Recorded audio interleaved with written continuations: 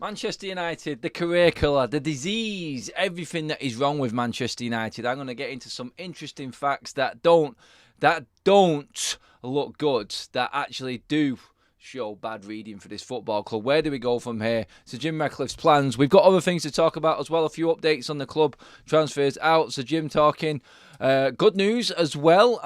Maybe not for some people. I'll get into that as well. Get your comments in, everybody. This is the evening show. Welcome along. This is FUTV. I'm Adam. This is us talking about our club and a debacle that is Manchester United. Let's get back. This is an opinion show, guys. I want your opinions on everything about Manchester United. Where do we go from here? What is the main issue at United right now? And is there any hope at all in all of this? We've got to figure this out together. The fan base is never going to come together. It's never going to be as one. I think the club has split the fan base on its own. I think that is the biggest issue at Manchester United. And their biggest crime, for me, is the way that they've split this fan base. They've turned it upside down and killed us. I want to get into some news first of all before we get into the nitty gritty. So welcome along, everyone. Sorry about the voice. It went a little bit on me today. Not on top form, I must admit. Managed to go and get my ears lowered. Had the head chopped, yes. And yeah, best bet about the day, really, isn't it? But no, Manchester United. I mean, looking ahead to this Liverpool game this weekend. Do you know what? I'll start by just saying, like, as a fan right now, Manchester United, you know what the hardest thing is? The hardest thing about being a Manchester United fan is not being able to come back with any banter against opposition fans. I feel hapless, helpless, when you've got a City fan absolutely ripping the piss out of you, or a Liverpool fan just laughing in your face, which I feel is like what it's going to be this weekend. Then I don't know, it just shows how far we have fallen. We've got no comeback. We've got nothing. What can we say? What have we got to come back in any argument right now but our history and what we used to be? How good we used to be. I just looked at a stat there, seen a stat come up about Sir Alex Ferguson. Even he managed to win 14 trophies under the Glazer ownership in 8 seasons, and he's hardly spent anywhere near what these previous managers have spent. Where did it go wrong? Was it simply just because Sir Alex Ferguson and David Gill left? We were successful under the Glazers, and then everything changed. Manchester United turned into a cesspit. It turned into a career killer for anyone, manager, player, academy player coming through, staff, fan. It just turned into the horror show, which is Manchester United right now, and what we know as our football club. That's how bad things are right now. There's nothing positive, nothing hopeful at all with Manchester United. I do want to get into some interesting news. This news right now, this is like real, and it's happening right now. But Sebastian Kehl, he is a director at Borussia Dortmund. This pretty much just highlights every issue at Manchester United right now.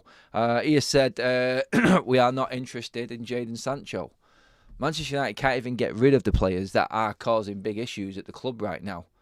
We talk about Ten Hag and getting behind Ten Hag and the players are the issue here at Manchester United.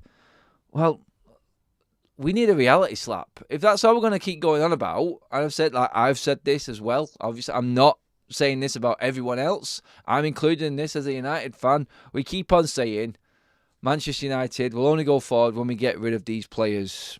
It's all the players' fault. Well, yeah, there is a big part of that. Look at the managers that they've thrown under the bus over the years. But the reality is that isn't going to happen. We're not going to be able to get rid of all the players. So we have to look at it in a different way. We have to try and figure out how this is going to change at the football club. Borussia Dortmund there looking at Jadon Sancho going, yeah, we got the best out of Jadon. We don't fancy him coming back to our club. We don't fancy that negativity, that poisonous attitude in the player. Did Manchester United create the monster that is Jadon Sancho? Did we create that man in the way that we are? Did we put him on a pedestal and say, 75 million, Jadon Sancho, there you go, there's the big contract, there's your 350 grand a week, you are a superstar? Did we create that? Are Manchester United the problem and not the players? Have we created these monsters is what I want to know. And guys, let me know what you think. Where is the issue at Manchester United? Have we caused our own problem? The Glazers are an issue. That's trying to be sorted. They are running out of time. They have run out of money. And ultimately, we're going to get what we're having this season. this weekend, like I said in the earlier show today, talking about Graham Potter. If you haven't seen that video, we get into detail on Potter and why that will not work for Manchester United. Well, not yet. But in that video, we said that Manchester United right now are going backwards, and at weekend we could end up losing that game. We should end up losing that game to Liverpool, and that will be more defeats than wins this season already, just going into December. Ten Hag should be sacked for that. If Manchester United have any standards, they should sack him. We know there's more to it, and we've talked about that in depth. But if you're a big club and you see that record, the manager does not last. He does not last. Everything around him and everything that's involved in him and the issues that the club has got, that's a different bit, and has contributed massively to Ten Hag and the way that Ten Hag has gone, because Ten Hag has changed as well. He has, and we know he has. We've seen it. We've seen what we listened to Chris Wheeler last night talking about the delusional comments that Ten Hag has come out with. I think today, and like listening and reading that story on Jadon Sancho and Dortmund not wanting him. Why would Dortmund not want one of the best players to come out of Dortmund over the last 5 years, along with Haaland? You heard what Haaland said when Dortmund left. He put out a tweet saying, in terms of dropping an F-bomb, for F's sake. He knew what Jadon Sancho brought to him and how it works for Jadon Sancho. So why did we not see that Jadon Sancho in a United shirt? What is it, as soon as that player signs that contract at United, what is it that changes them? I'm going to go through some numbers right now. So Manchester United, 330 million on 4 players that flopped. Pretty much, in a lot of fans' eyes, instantly. I disagree with the Maguire one. I thought Maguire had a good first season. Guys, let me know as well about the topics that we're talking about. If you agree, were any of these players were they any good for United? Were they a success? I've got them down as flops, basically. 330 million worth. Paul Pogba, 90 million. Not for me. Absolute nightmare, Paul Pogba. I think he was the president of nightmares for players. He was the union rep for any issue that players had. He was the benchmark, I thought. And I was absolutely delighted when he left. I was buzzing when he came. I thought we'd done brilliant bringing Pogba in. I actually did believe that what Ed Woodward said was true, that we could only do things that other clubs could dream of in the transfer market. I was actually leading into it. In that summer, we brought in Pogba, Mkhitaryan. We brought in Zlatan Ibrahimovic. We brought in some good players in that summer. And I thought, you know what, under Jose, just off the back of winning the FA Cup, progression, we got 2 more trophies that season. And then it all went wrong. Paul Pogba, Harry Maguire, Jadon Sancho and Antony. You have to say, flops. Waste of money. 330 million. 330 million. Can you imagine any other club getting that amount of money in that top 4 right now? So if you give a Klopp, a Pep, Unai Emery, even Eddie Howe right now, maybe Ange Postecoglou, you gave them that amount of money. And let's not forget, prices have gone up since then. Some of them signings, like Pogba, was 2018? We're talking near enough 5 years ago when this started happening with these players and the stupid inflated prices. Out 17 Dragon there says, dude, Pogba was not a bad player. The problem Pogba had was simple issue called Luke Shaw. Why was Luke Shaw an issue for Paul Pogba? That makes absolutely no sense. Ever since Evra, we have not won anything else. But I see there you're going down a different road completely there. And what did I say right at the start of this? What did I say right at the start of this video? And 17 Dragons, I appreciate your contribute. I appreciate your opinion and everything like that, mate. I'm not having a go at you here. But straight away, as soon as I mention something, look at what happens in the chat. And what did I say right at the start of this video? The worst thing and the biggest crime that this football club has done is divided this fan base. Has split this fan base. All United fans had to do back in the day was argue about what Sir Alex Ferguson was doing, about why he was resting so many players. I remember the conversations in the pub. All the time it's like, why is he doing that? Why is he mixing it up? Why is he playing 8 defenders? And we're still beating teams. Now, you can't mention a certain player's name without someone coming back on you and using an example of why it wasn't his fault, it was someone else's fault. They divided the entire fan base, this football club, and what they've done, and how they've treated managers, the contracts that they've given players, the way that they've built players up and made them look like, I mean, I used to get access to United, and the football club literally told us, look, if you want to try and speak to people or get an interview with a player, then good luck, it's on you.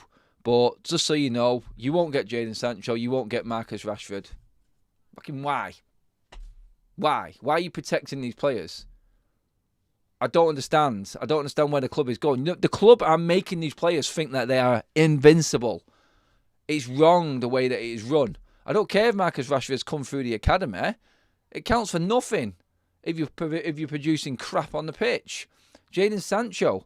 I seen a MUTV member of staff walk out into the mix zone in Seville and say, after that game when we got beat 3-0, and say, wow, how shit is Jadon Sancho? This is staff within the club that say these things. This is where we are. The protection that the players have got is an issue on its own. And the fact that we make these players feel bigger than what they actually are is down to the club. And then you get issues like this, the fan base discussing it, everyone disagreeing. This player's at fault for this, that player was the issue. It was this manager that was the problem. He was too big. There you go. That's what's happened. Let's get real here. There's not one manager at United since the Glazers took over who was tasked at winning anything or required to have a 5-year plan. It's Champions League or sacked. Simples. So who was at fault then? For spending, 150 million on average every single summer since Sir Alex Ferguson left? Thanks for the comment, United Brit. 150 million on average every single summer since Sir Alex Ferguson left. Why is it not working? We can blame the Glazers for taking money out, for not investing any of their money. All they did was take money out of Manchester United and allowed United to spend their own money. They didn't put anything in. They didn't put anything into the football club. We know this. We know the issue with the Glazers. But what I want to talk about tonight is like why it's not worked, even with all of that money. Our own money, yes, not the Glazers. That's a separate issue. Why has it not worked? Why did it change completely? Is it the people that were put in power by the Glazers to run the football club? But why are the club protecting certain players and not others? Get Shaw out of this club. There's a few people going on Luke Shaw for some reasons.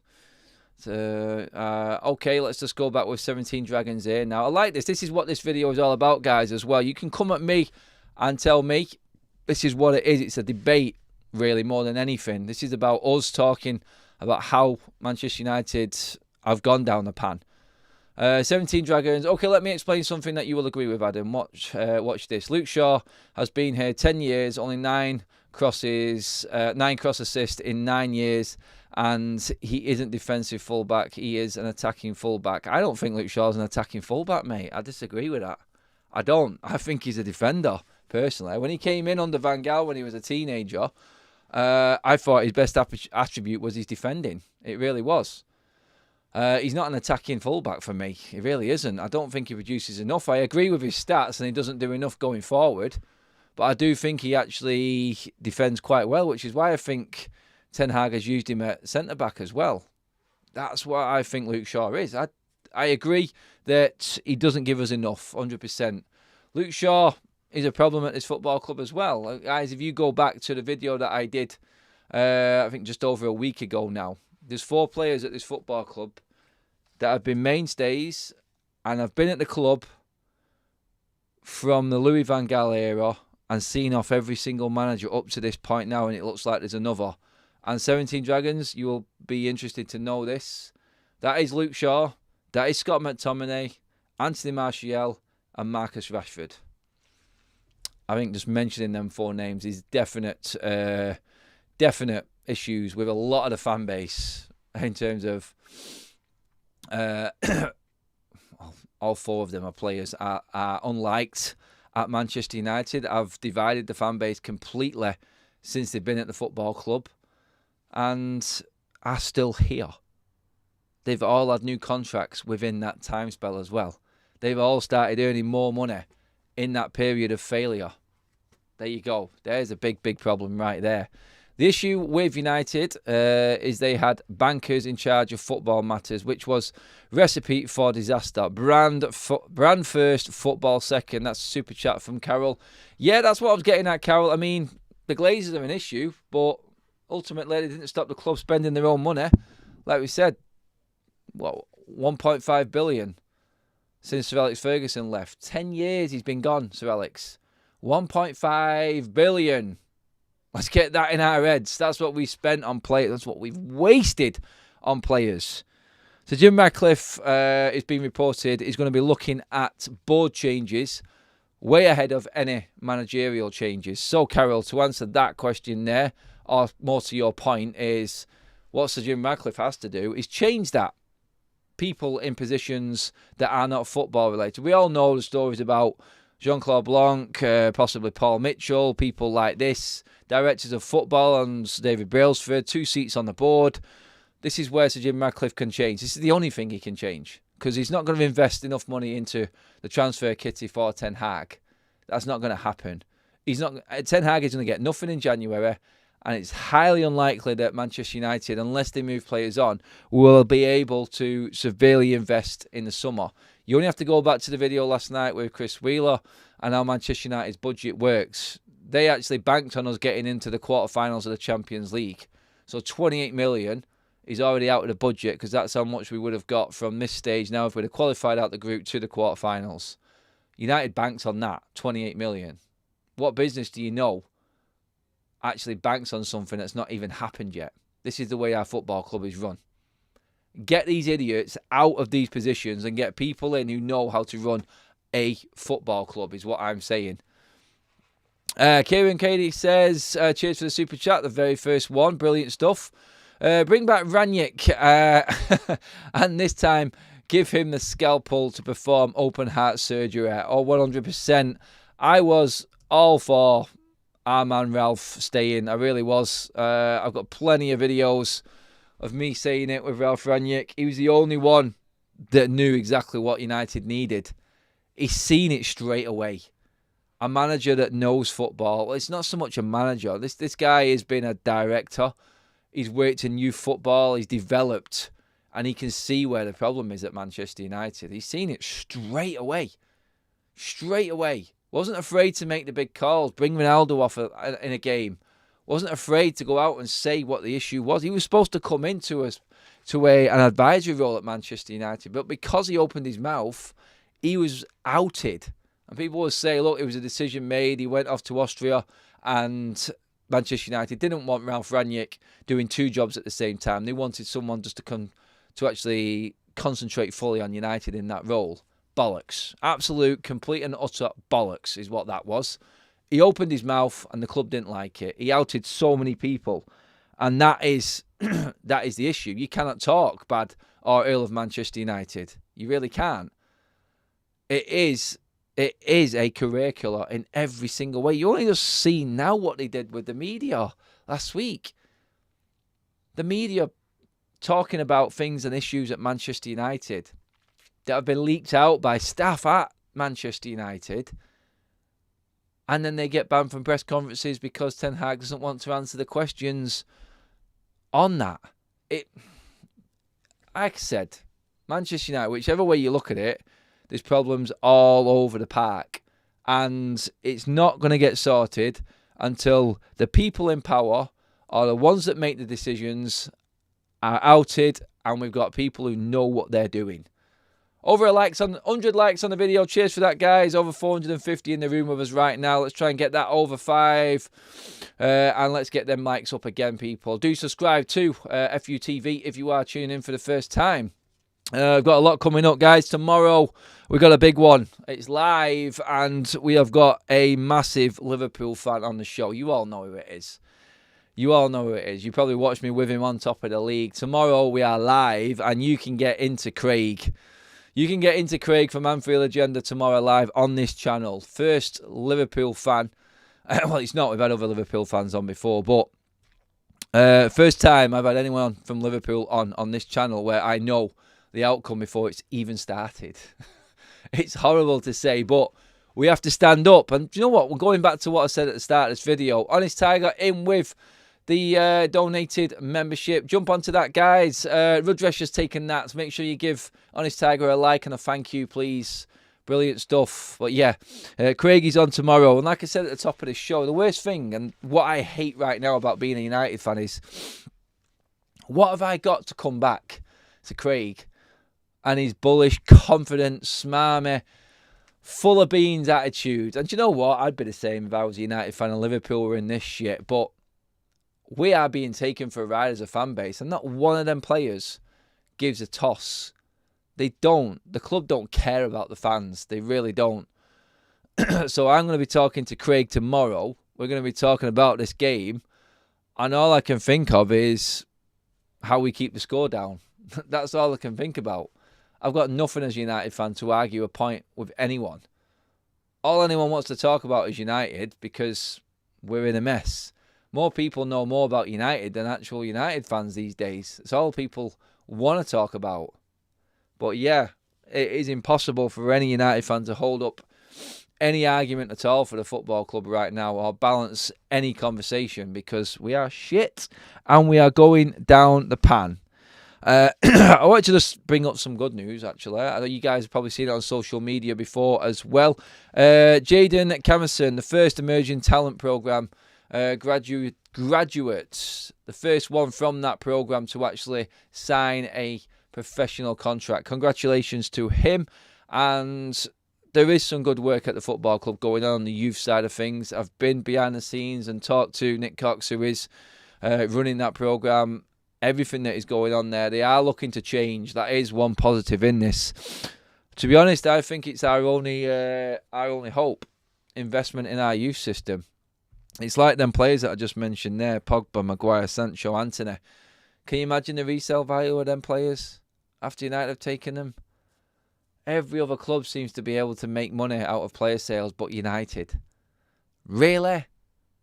One of the biggest clubs in the world and we cannot make anything? This is the issue at Manchester United. And I think it was, I can't remember the super chat a minute ago, who said people that didn't know football were in power positions in this football club and were making horrible decisions on behalf of the football club that just have sent us down this spiral into the abyss, basically. Let's get into some of your comments on all of this, actually. SRC says nothing will change until full sale or the Glazers get rid of all the players, get rid of all these average mid-table players. So Jim will do nothing unless he pumps in billions. By why would he for 25% of this circus club? I mean, on that one, SRC, I mean, I don't want billions pumping into this club unless it's going to be spent on the infrastructure of Manchester United. I don't care about players now. I mean, United should always be in the market for the right type of players, but unless I know it's been scouted and we're not just going after the name and the brand and the shirt sales and everything like that, Manchester United, basically, it's like anyone we know is available in the transfer market, you guarantee United are going to be linked with them or going for them. It's like what Chris said last night. Mason Mount was an easy sale to have. It was a now or never sale. Well, that was a load of crap. Anyone knows that Mason Mount isn't flavoured a month at Chelsea. He's got one more year to go. Why didn't you wait until he was a free transfer the next summer and not buy a player that we didn't need? So the club are putting it out to the media that was a now or never signing for Mason Mount. What a load of shit. What a load of shit. You're telling me we couldn't wait a year? We haven't got enough in Donny van der Beek, Bruno Fernandez, Hannibal, Ericsson in that position. Oh, we can play on the right. Well, sorry. Start of the season, we had Sancho. We had Antony. We had Palestra. We had Ahmad coming back. Rashford can play there. There's 5 players. So the argument for Mason Mount, I mean, Manchester United bought Mason Mount because it looked like an easy buy. That's my opinion on that. I think we bought Mount because he was an easy one to get. Chelsea would accept a certain bid. United knew they were going to be the spotlight was going to be on them in the transfer window, and they just did something that just made them look like they knew what they were doing. That's what United did. Biggest load of shit ever, that excuse for Manchester United, and now are never signing. What a load of crap. Don't talk wet. Absolute. Oh, God. Get myself wound up talking about how United work in the bleeding transfer market, honestly. It wasn't just Fergie going, where he underestimated the departure of David Gill. At the same time, even Martin Edwards before him ran a very well-run club and a tight ship. Woodward came in and wasn't qualified. No, Woodward came in and destroyed Manchester United, like literally finished us. Woodward was a massive, massive part of everything that was wrong with United. I'm not surprised that we were spearheading the Super League. That's what Manchester United would do. We were spearheading that Super League charge for everyone to go there because they knew that they had absolutely ballsed up and there was no more money to be made out of Manchester United. The sponsorship deals have gone down. It's like Chris saying, yeah, there is still money coming into Manchester United in the show last night. Yeah, but it's going nowhere. It's going into United, but where is it being spent? It's not. It's just covering costs. It's covering costs. Sponsorship deals are not going to last forever if you are out of the biggest competitions. We're out of the Champions League. We're out of the Premier League. We're out of the Carabao Cup, the one trophy that we've got our name on. And this is all before we get to Christmas. These sponsors are looking at it going, now what are we doing? I'm not surprised TeamViewer actually cut the contracts and left. It's embarrassing. Manchester United's tour in the summer, based purely around commercial. This is where big issues started for Ten Hag. Everyone's moaning right now, but that summer tour was a disaster for Manchester United. The travelling, the media circus and everything around Manchester United on that tour. There was no football at all. There was no interest in football one bit on that tour. It was a farce. The players got hardly any game time, and we started the season like I thought we would start the season. I had optimism that we would bounce across, but I looked at it and I thought, after the last pre-season game, I thought, we don't look ready. We don't look ready here. We look like we are just starting pre-season. And look what happened. Look at the start we made again. Simply because the players weren't ready. They were complaining about not having enough free time under Ten Hag. Was it Ten Hag? We were literally in one place, then gone to another place. 1 day, 2 days, here and there. Never had a base. Never stayed in one place for more than 4 days on the whole tour. It was an absolute joke. Absolute joke. But yeah, that is Manchester United. It's all about the money. Let's get some more questions in from you guys. Let's get up to that 150 likes mark as well. Everyone in the video, like it right now, please. Mr. Dacia Sandero says, hi Adam, got to stick with Erik Ten Hag at least to the end of the season, as this gym time to come in and fill the key areas and assess all departments within the club, including the playing squad.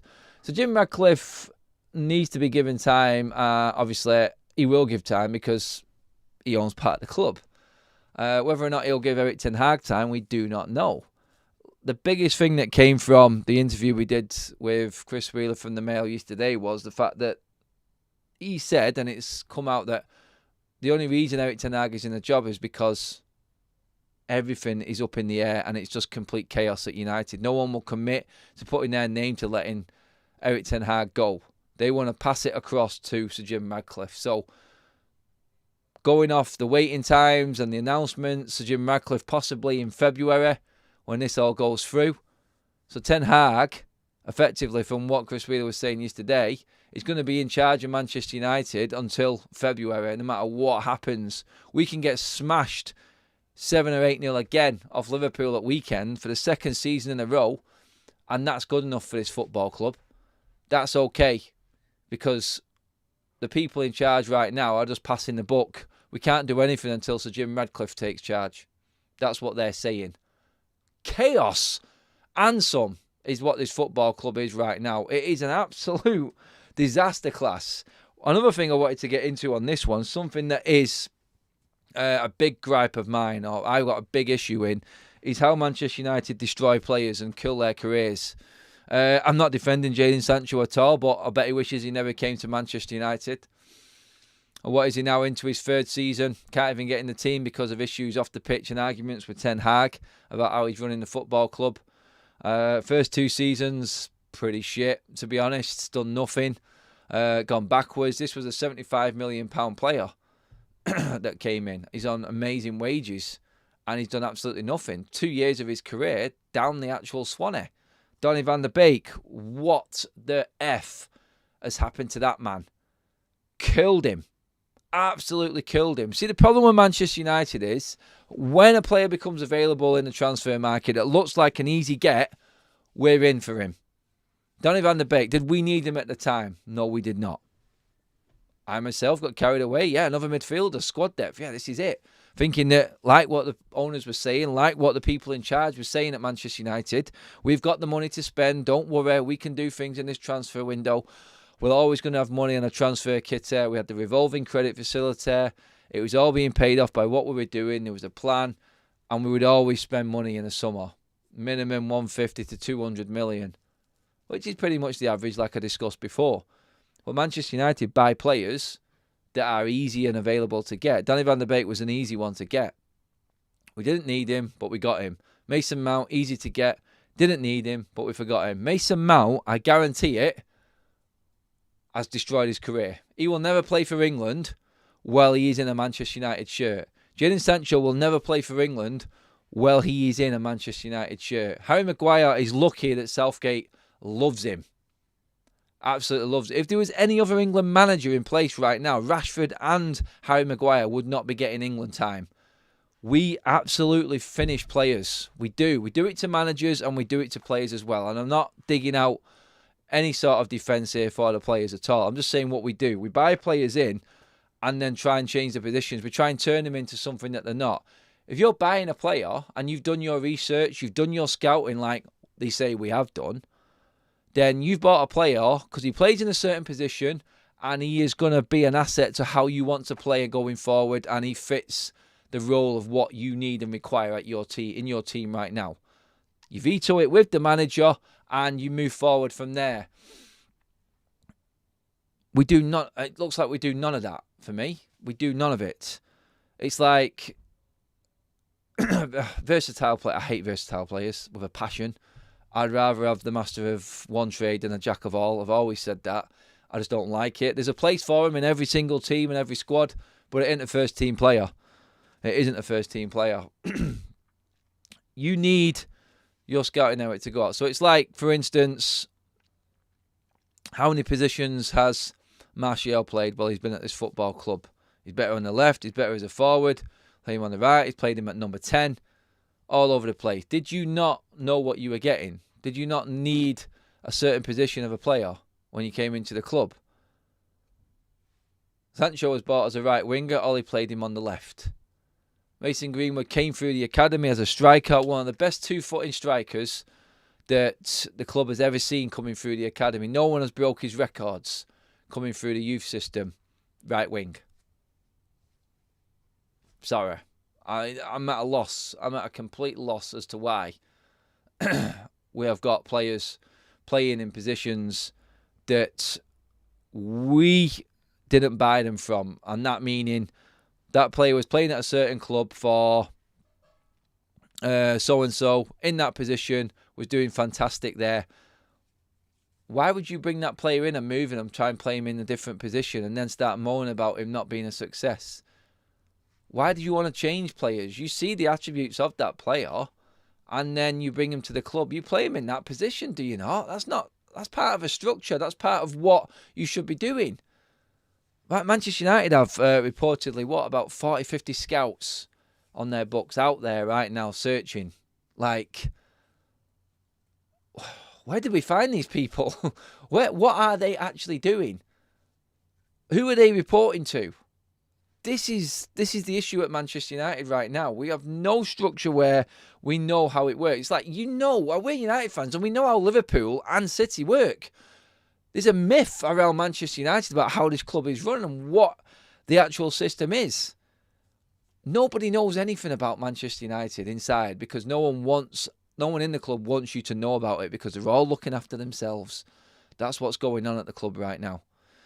Bring back Mason Greenwood. We need him now more than ever, Adam.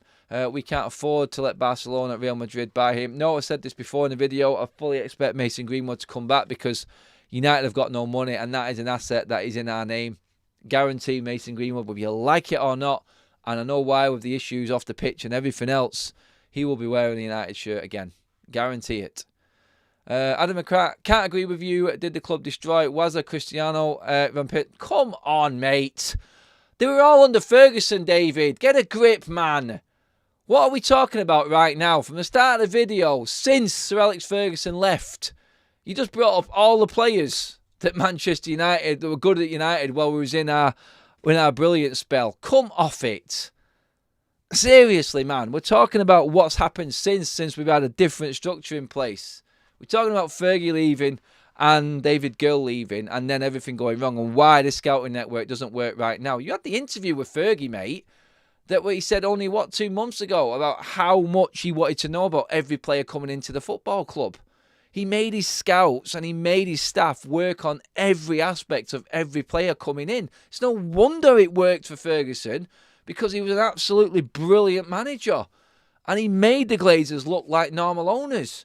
He won 14 trophies in 8 years while the Glazers were in situ at Manchester United. 14, including 5 Premier Leagues and a Champions League, because he's a brilliant man. And of course, them players that you mentioned there, we made good. Manchester United made legends. We didn't go and buy them. We made them what they are. Every single one of them players that you mentioned made their name at United. Van Persie, you could say, was icing on the cake and a great signing. Adam, let's bring back Gill, not bankers doing it. I do fully believe that Sir Jim Radcliffe is going to bring in a proper structure, a proper football structure to the football club. I do believe that's going to happen. And I'm looking forward to seeing how it goes. But I don't think this fan base has got the patience to wait it out. I really do fear. And you know what? Another manager coming in now. I don't know what he's going to do or how he's going to change this team because, like Roy Keane said, a leopard never changes its spots. And these players are the same players again. We mentioned them 4 players that have been there through all of these managers that have seen them all off. Adam Bro, don't you think backing Ten Hag during Ronaldo saga was a mistake? No, I don't. Ronaldo disgusted me in his behaviour. I don't care who you are. Ronaldo walks off the pitch and left his teammates playing. He didn't want to see out the game because he didn't get on the pitch. Laters. Fully back Ten Hag on that one. Back Ten Hag on Sancho because of the time he gave him and how he tried to help him last season, giving him the time off to deal with his mental health issues. So for me, Ten Hag on the Sancho and the Ronaldo, yep, I'm with him on them. Everything else, I have question marks on Ten Hag, I really do. I think he's handled the Varane issue completely wrong. And right now I'm looking at him and I'm seeing players that I actually had a hope for. I can only see deterioration and no hope for him. We're over 200 likes. Cheers for that, guys. Brilliant stuff. Great contributions tonight on the video. If you aren't subscribed, please do subscribe to the channel. Good stuff as always. Loving this community build on the channel. Sometimes we have nights like this where we have to get into the nitty-gritty and talk on a more downbeat note and probably fall out, argue, but isn't this what you would be doing down the pub anyway? I've seen many of fans nearly kicking off in Old Trafford arguing over certain players. But yeah, this is what it's all about. This is real football talk. And everyone in the chat is involved. Mr. Miracle, we need to stick with Ten Hag until the end of the season, at the very least. With some of our main players coming back from injury, we could get onto a run of decent games and we're not far off the top 4. Mr. Miracle is thinking miracles here for United. I'm loving the positivity, mate. I like it. Bit of a change of key from here. But Adam, we don't know what kind of relationship there was and emotionally. If you are the best in the world, you don't want someone who essentially is a nobody in management doing that to you. Doing what? Not letting him go on the pitch? Actually making a managerial decision?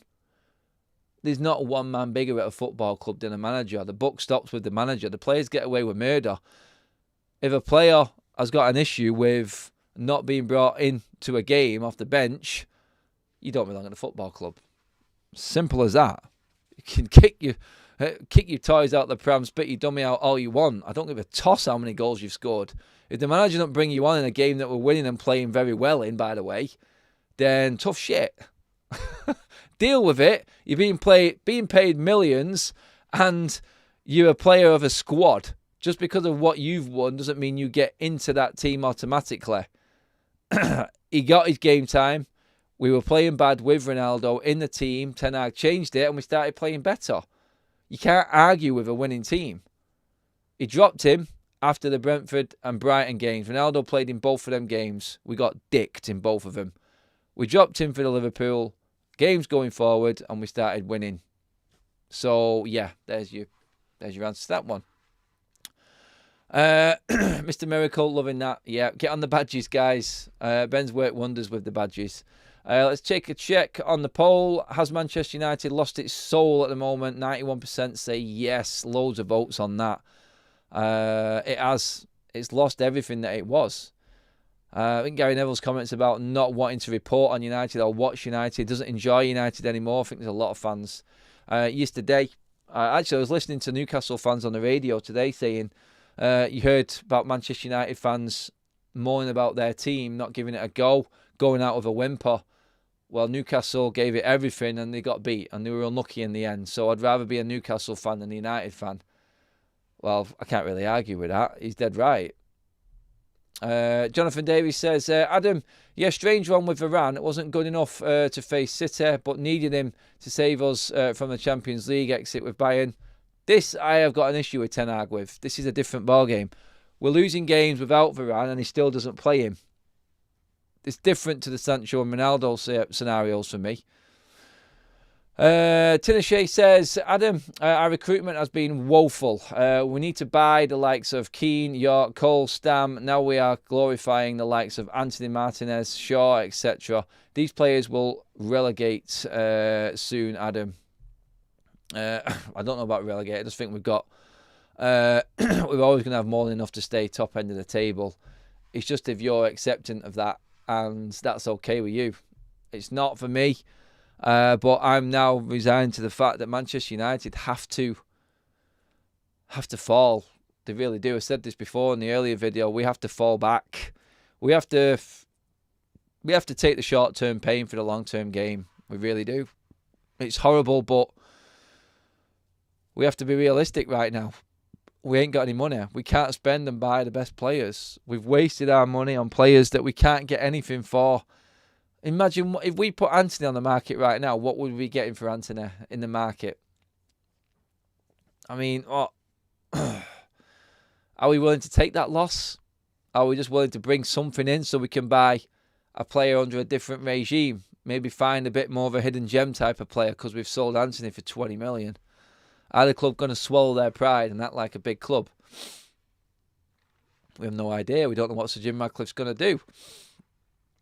Which is why I'm worried that if Sir Jim comes in and not much changes, and it does look like Sir Jim Radcliffe is in it for the money. I mean, he can't be because Sir Jim Radcliffe knows where his club's at and he knows it's not going to earn any more money. We know it's not. He's taking the football matters away. He knows the money is in the football and being there, dining at the top table of European football is where United need to be. He has to get us back there somehow. I just don't know how long it's going to take. I don't know when Man United will be back in Europe again. I don't. It's mental. It really is. This season, above all seasons, has been just off the scale crazy. I don't even know how we are so close to the top four still. It's mind-boggling. It really is. Adam, do you know who Robert Latau, board member at United, works for? No, I actually don't. I don't even know that name, to be honest. I don't even know if it's a real name.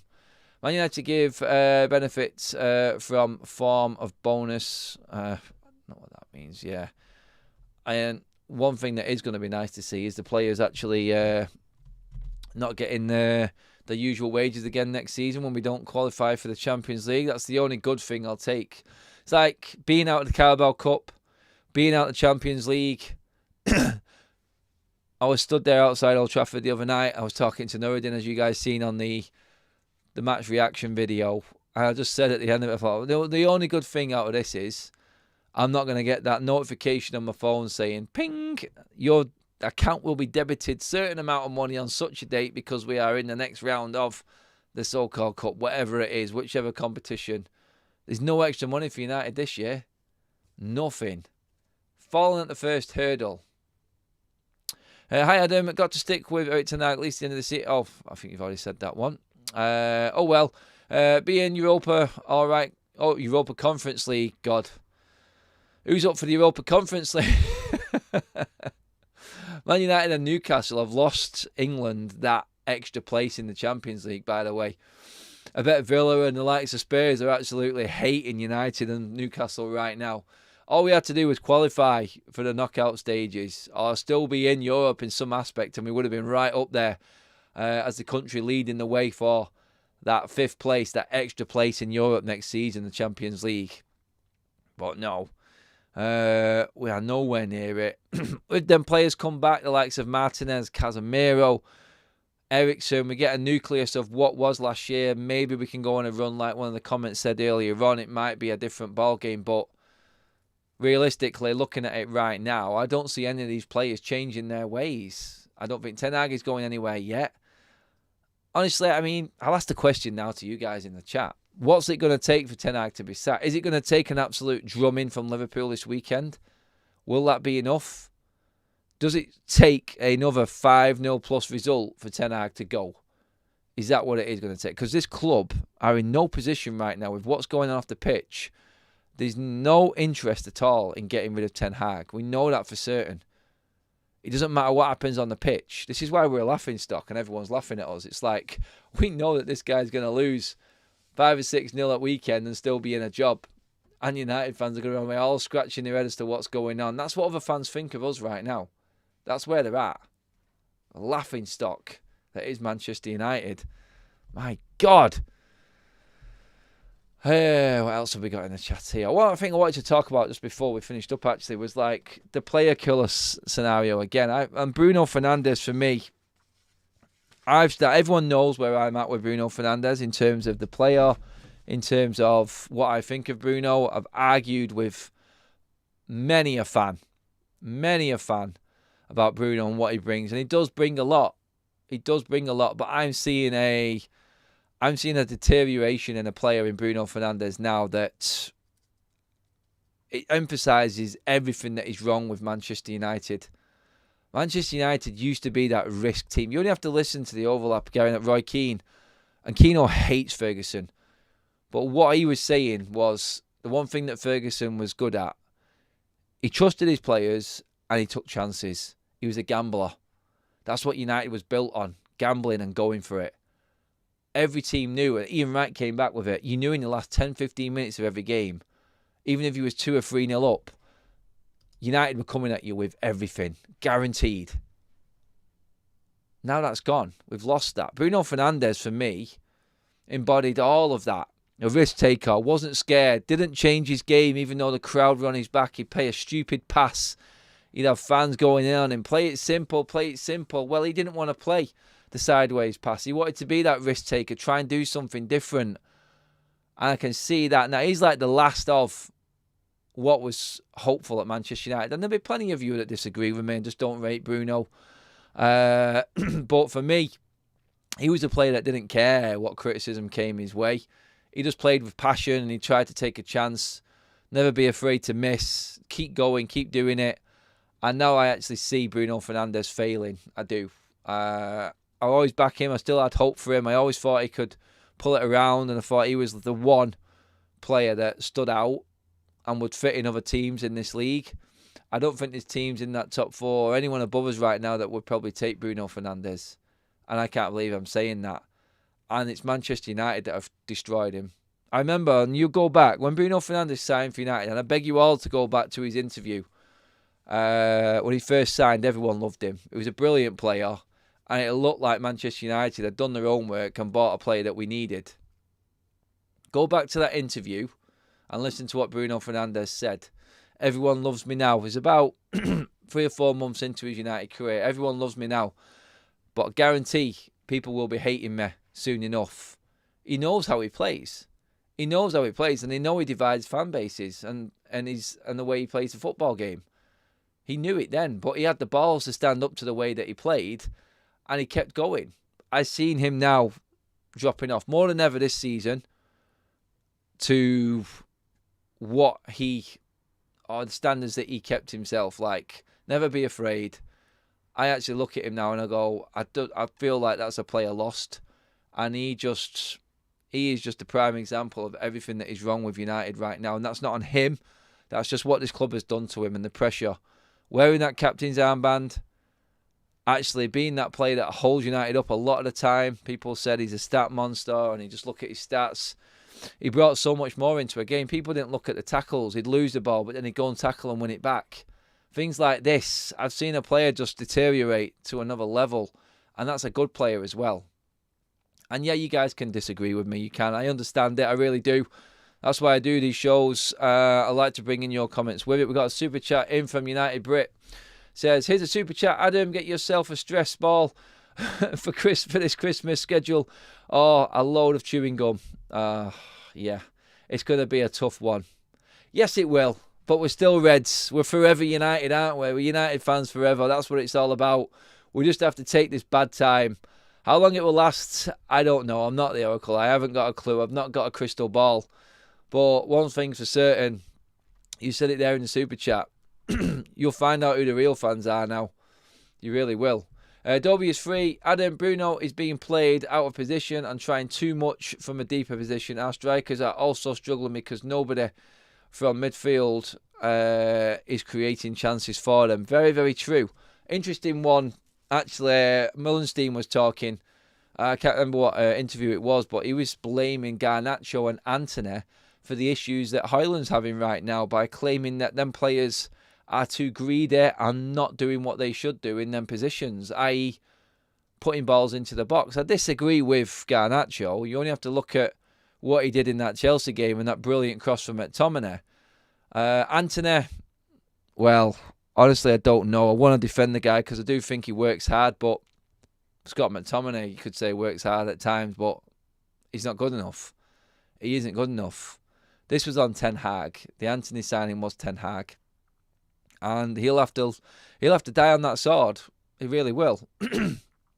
I don't think Bruno has the right attitude to take the team forward. He looks a shell of what he was. Like I said, UK Strains. That's exactly what I said. He was there. We had that player. And like I said at the start of this video, Manchester United destroyed another player. We did. We have literally killed Bruno off. You only have to look at Bruno with the freedom he's got, with better players and a structure around him for Portugal. That's the Bruno we bought. That's the Bruno we bought years ago under Solskjaer. The Bruno that plays for Portugal was the old Bruno player at United. Now we've got a different animal. He's lost. He's out of position. He's doing too much. He's making the wrong decisions all over the pitch. I disagree. I think he is better in an 8 position, up and down the pitch. He played there for Sporting. He plays there a lot for Portugal as well. I think he's just a player that is just like sums up what Manchester United do, which is kill careers. We are a career killer, this football club. 100%.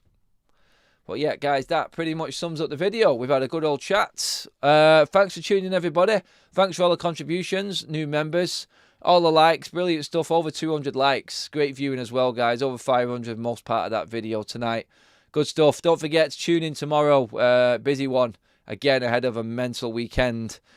Craig will be on. Craig from Anfield Agenda is on live tomorrow. We're talking Liverpool against Manchester United. God help me. We are going to have one confident, smug Liverpool fan on our channel tomorrow. He's a top guy, though. Don't get me wrong. Can't wait to have him on. So, yeah, I think he will shed some light from how Manchester United look from the outside, which is all important in this because we're all red-tinted. The outside look is always a different one. Anyway, guys, that is it for the video. Cheers for tuning in, as always. Brilliant stuff. We'll be back tomorrow. Plenty going on. And yeah, I'll keep you up to date with everything. Do follow United FUTV on Twitter as well for any updates and other videos. And obviously, hit that bell notification button. The notifications are important so you know when the videos are coming up. And yeah, we will keep you afoot of everything going on with United. One more day, and then it's the weekend. And you know what's coming. Cheers for tuning in, everybody. Like, share, and subscribe.